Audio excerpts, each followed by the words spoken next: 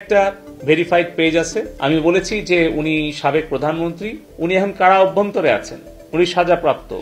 তোমাদের community standard এটা allow করে কিনা যে কারা অভ্যন্তরে থেকে একজন সাবেক প্রধানমন্ত্রী, উনি এমন কোনো অপরিচিত ব্যক্তি নন যাকে আইডেন্টিফাই করা দুষ্কর, খুবই ইজি। তো সেটা আসলে এভাবে চলতে পারে কিনা বা এই ধরনের উস্কানি আমরা মেনে নিতে পারি কিনা। আমরা বলেছি যে এটা বিটিআরসির টেলিকম ল, সাইবার সিকিউরিটি ল এবং সাম্প্রতিক সময়ে হাইকোর্টে একটা রিট হয়েছিল, সেই রিটে যে অর্ডার দিয়েছিল হাইকোর্ট থেকে, সেটাতেও আমরা বিটিআরসি বাধ্য এই কন্টেন্টগুলোকে রিমুভ করানোর জন্য, ব্লক করার জন্য, টেকডাউন করার জন্য আমরা সোশ্যাল মিডিয়ার সাথে যোগাযোগ করতে আমরা বাধ্য, এবং সেটাই আমরা করছি কোর্টের আদেশে। তাহলে বাংলাদেশের কোর্টের আদেশ তোমরা কেন মানছো না? এই ব্যক্তিগুলো আপনাদের কাছে পরিচিত, এরা দেশের বিরুদ্ধে নিয়মিতভাবে তারা চক্রান্তে লিপ্ত, এবং এরা ইলিয়াস হোসেন, ডক্টর কনক সারোয়ার, পিনাকি ভট্টাচার্য, জাহিদ এফ সর্দার, গোলাম মওলা রনি, এরা কিন্তু প্রতিনিয়ত গুজব, মিথ্যা অপপ্রচার করেই যাচ্ছে দেশের বিরুদ্ধে, সরকারের বিরুদ্ধে, জনগণের বিরুদ্ধে। আমরা এদের লিস্ট সহ আমরা দিয়েছি এবং তাদের কন্টেন্ট সহ দিয়েছি, যেন পরে তারা অস্বীকার করতে না পারে। তাদের রেসপন্ড পার্সেন্টেজ খুবই লো, টোটাল 13%।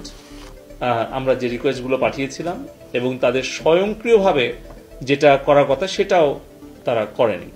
তো একই রকমভাবে তারা এই যে মুক্ত বাক স্বাধীনতার মানে তো এটা না যে একজনের আপনি পার্সোনাল ফটোগ্রাফ আপনি প্রকাশ করবেন, কিংবা একজন নারী আপনি অবমাননা করবেন, অথবা একজন শিশুকে আপনি আঘাত করবেন, অথবা প্রকাশ্যে আপনি একটা হত্যাকে উৎসাহিত করবেন, কিংবা কোনো হত্যার সংখ্যা নিয়ে আপনি অ্যালাউ করবেন। সো এগুলো কোনোটাই আমাদের ফ্রিডম অফ থট অ্যান্ড আমাদের স্পিচের অ্যালাউ করে না। ইউনাইটেড নেশনসের যে ডিক্লারেশন এবং রেজুলেশন সেটাও অ্যালাউ করে না।